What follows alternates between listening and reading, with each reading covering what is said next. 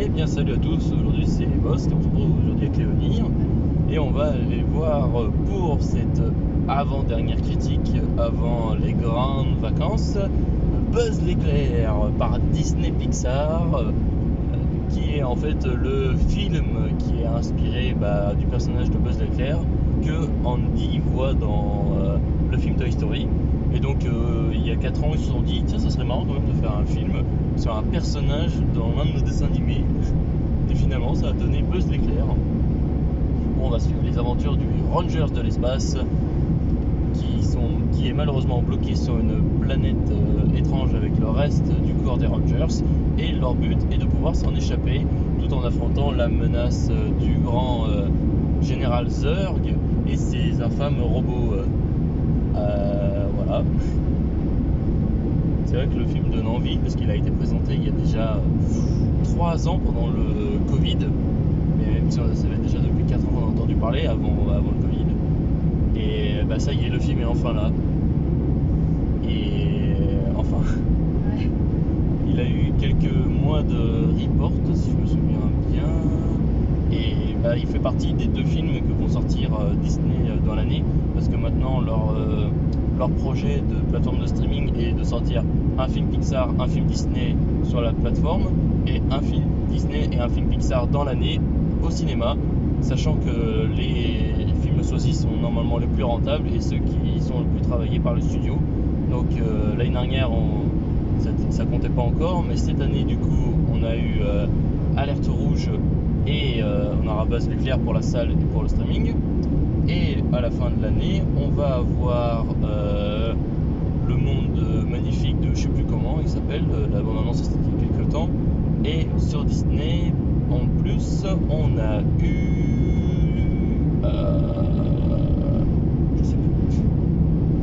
je sais plus ce qu'on a eu. Tic et Tac et les Rangers du risque. Je sais plus ce qu'on a eu sur Disney+. Sur Disney+, ouais. Mais voilà le schéma que Disney maintenant veut faire. Non, si, on va avoir Pinocchio. On va avoir aussi Pinocchio, voilà, en réel action, avec les vrais acteurs aussi. Voilà. Donc on c'est parti, on va aller le voir en avant-première à Laval et on va faire la critique pour ça. Ouais.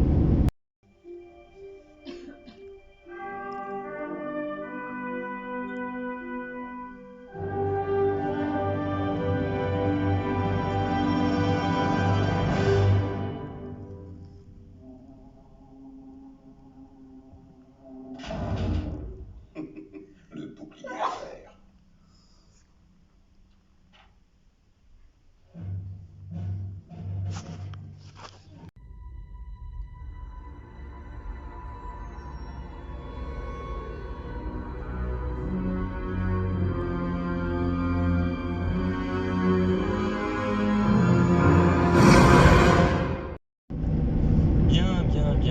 Bien. Après 1h40 de film, Ouais. et on va le dire, hein, c'est l'infini et au-delà. Ouais. Et du coup le film nous présente Buzz qui, après avoir fait l'erreur d'avoir posé le reste de l'équipage du vaisseau sur une planète, a eu l'erreur aussi de faire s'écraser le vaisseau pour repartir. Donc du coup il essaye à tout prix de réparer son erreur en testant les batteries de hyper vitesse qui sont produites par l'équipe. Malheureusement, à chaque fois qu'un test est effectué, Buzz perd 4 ans de sa vie, car ses amis, ses proches et le reste de l'équipage passent 4 ans sur la planète, pendant que lui n'est parti que 4 minutes. C'est un peu le même système que Interstellar, si certains le connaissent. Et au fur et à mesure, Buzz avança dans le temps sans trouver, mais alors qu'il réussit à faire un des tests, malheureusement en revenant sur la planète, un nouvel ennemi est apparu, Zurg, et il doit à tout prix détruire le vaisseau pour pouvoir enfin terminer sa mission de ramener tout le monde à la maison. Alors, critique sans spoil, c'est un très bon film. Ouais, très bon. C'est du début à la fin, on en rigole. Il se veut super sérieux. C'est un film super sérieux. Alors, dès le début aussi, on nous indique que c'est le film que Andy a aimé voir en 1995. Donc, du coup, nous on est un peu en retard de 27 ans pour le regarder. Mais sinon, ouais, il est pas mal. Les expressions du visage, tout est super joli. Moi, ça me rappelle beaucoup la patte artistique de Soul, qui était déjà aussi incroyable en termes de qualité graphique. Mais là, Buzz Lightyear est incroyable aussi. Ça se voit qu'ils ont mis 4 ans de leur travail dessus. Ça se voit qu'ils ont voulu à tout prix que le film soit parfait, surtout au niveau des mains. Ça, je l'avais beaucoup remarqué dans le documentaire aussi. Les mains sont extrêmement bien faites. Les mouvements de main aussi, à chaque fois qu'ils touchent les boutons et tout. Et franchement, le doublage est parfait. L'histoire est un peu bateau, je trouve. C'est un peu, voilà quoi. Bah, encore le début ça va, mais vers la fin c'est un peu compliqué. Ouais, la fin. Et sinon c'est un très bon film à voir absolument. Il n'y a pas vraiment d'âge pour aller le voir celui-là. Si on a aimé Toy Story, on va forcément l'aimer celui-là. Après un film un peu sur Woody, ce serait pas mal aussi. Woody le cowboy. Et voilà, c'est plutôt.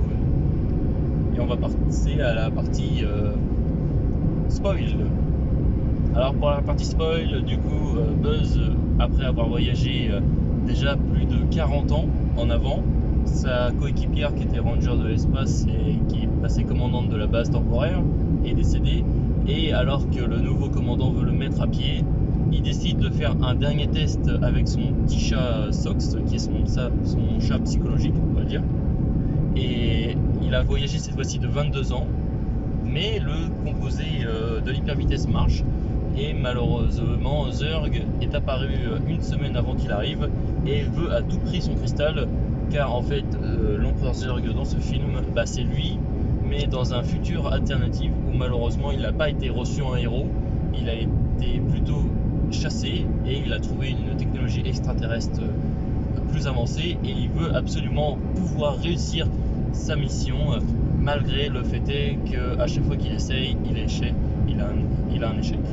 Parce que Buzz aussi dans sa tête il a vraiment un problème d'ego envers lui. Il n'abandonne pas tant qu'il n'a pas réussi, mais justement à chaque fois qu'il ne réussit pas quelque chose, ça le mène un peu plus à sa perte, et c'est ce qui lui conduit à devenir Zurg et à devenir méchant au tel point qu'il puisse faire n'importe quoi pour réparer son erreur du passé, même à supprimer des gens. Et voilà. Voilà.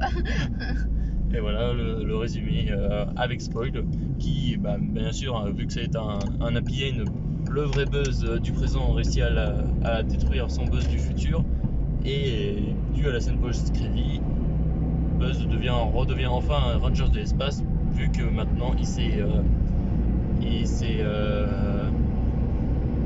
il a compris que ça sert à plus à rien de repartir. Leur vie est maintenant sur la planète, après y avoir passé 60 ans sans y vivre au-dessus.